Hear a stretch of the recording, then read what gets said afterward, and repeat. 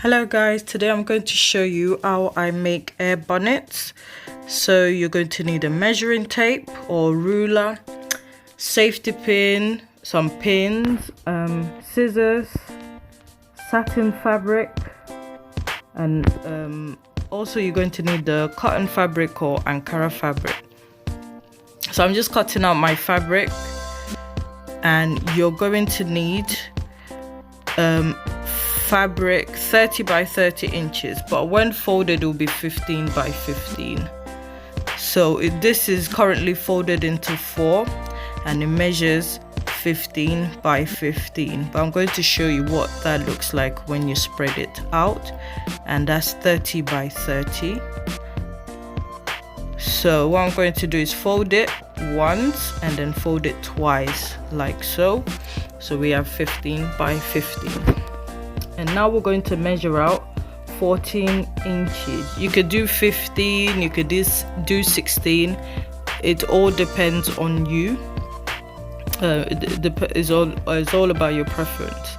So I'm just going round in like a semicircle and measuring 14 inches. But you could do 15 or 16. It's up to you. So you do that all the way to the other end, and I'm just cutting it out. I need a new scissors. And voila, we have a full circle. And yes, we're going to do the same for the satin. We need that as well. So I'm just measuring out my fabric, the same measurement, 30 by 30, and then yeah, same way. So I'm measuring 15, fold it, which makes it 30, just cutting it out. And then this time we're just going to place our old circle. We're going to place it on the satin, but make sure that the folded edges matches each other to get the accurate measurement, and then just pin it down so we could stay in place, because satin just tends to move about a lot. So I'm just cutting that out, and there you go. Yep, I had to put Faima back real quick. So iron it, make sure you iron your fabric. And you might notice on my Ankara fabric there's a cross on it. It's just to let me know the right side from the wrong sides. So now I'm going to pin it down, pin it all the way around, and I'm going to sew it all the way around, leaving a 2-inch gap. Don't sew it all the way. Make sure you leave a 2-inch gap, and that's what you use to turn it back the right way round. So I'm just trimming the excess fabric before we turn it in inside out. Make sure you leave that excess fabric at where the gap is. Make sure you don't cut that excess fabric, because you'll be needing that later. So I'm just going to turn that the right way round, and guess what, we're going to iron again. If you don't like ironing, sewing is not for you. So yeah, so I'm just going to, and when you're ironing, make sure that the satin doesn't, and the Ankara matches, and they're right at the same. So take your time. You have to take your time with this. Make sure, especially if you're going to make this to sell, you have to like be patient when ironing. But if it's for yourself, you could do however you want. So that's the gap right there. And now we're going to measure from the edge in. We're going to measure 1.5 inch, depending on how wide your elastic is, because we're going to make a casing.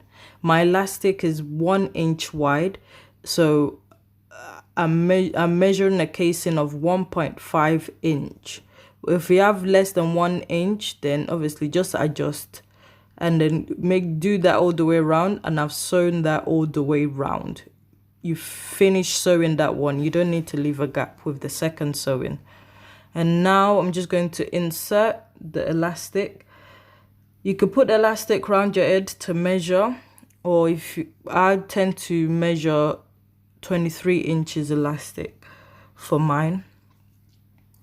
But you can put it around your head if you're making it for yourself. And now we're just going to get a safety pin to put the elastic through. So push it all the way, but be careful not to lose the other end.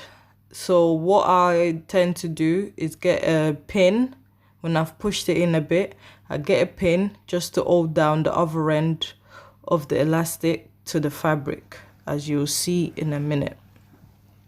So you get a pin and just pin the other end of the elastic to the fabric and then continue. There we have it. Don't lose any of it because you have to start all over again once the elastic goes in.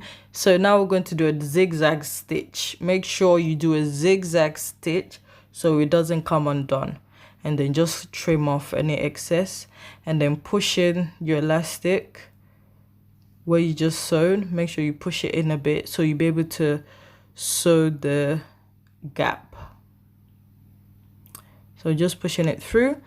What I tend to do is sew the gap. You can sew that gap with a sewing machine, but it will show. And because I sell my hair bonnets, I like a neat work, so I tend to just finish it off with a hand sewing. So blind stitch, so you won't be able to see it. So everything rhymes, you know. Yeah, it's nicer that way. And that's the finished product. There you have it. I hope you enjoyed this video, and thanks for watching, and hopefully I'll be able to do more of this. Bye.